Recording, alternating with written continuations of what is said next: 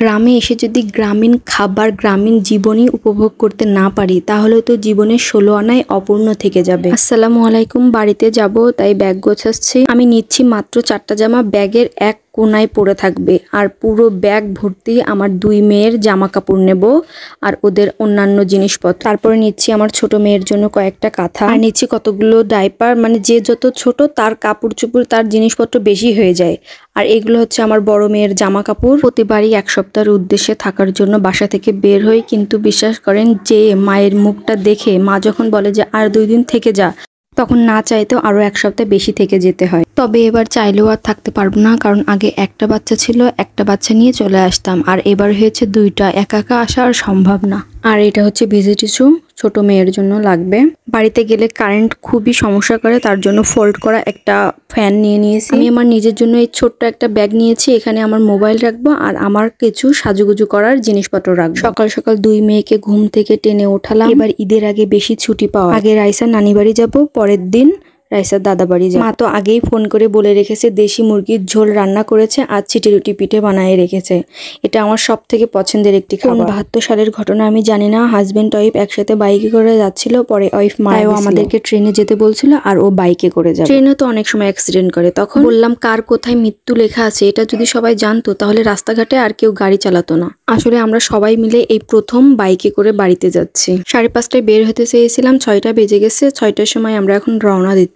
আলহামদুলিল্লাহ 2 ঘন্টার মধ্যে পৌঁছে গেছি, যেখানে ট্রেনে গেলে আমাদের 3.5 ঘন্টার বেশি সময় লেগে যেত। এসেই দেখি মা চিটি রুটি পিঠে বানাচ্ছে। আমি জানি না এটা কোন এলাকায় কি বলে, আমাদের এলাকায় তো চিটি রুটি পিঠে বানাচ্ছে। তাড়াতাড়ি করে ছবি তুলে নিলাম। মা জানে আমার চিটি রুটি পিঠে খুব বেশি পছন্দ আর দেশি মুরগির ঝোল। একসময় দেশি মুরগির মাংস পছন্দই করতাম না, আর এখন গরু খাসি কিছুই না, একটু দেশি মুরগি হলেই চলবে।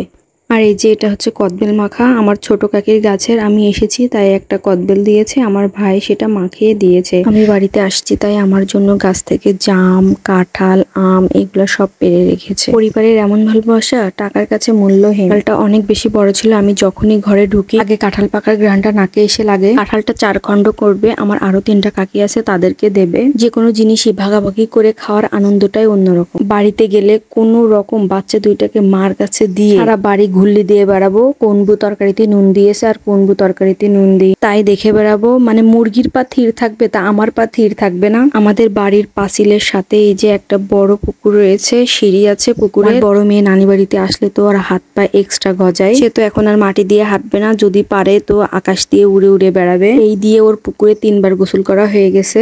আমাদের এই এলাকায় পানির খুবই সমস্যা। শুধু খাওয়ার পানি ছাড়া পানি ব্যবহৃত হয় সেই সব যাবতীয় কাজ পুকুরের মাধ্যমে করে থাকে। খুব ছোটবেলা থেকেই দেখতাম মাদের পানির জন্য কত কষ্ট করতে হয়েছে। রান্না করার জন্য অনেক দূর থেকে কলস কি কলস পানি আনতো।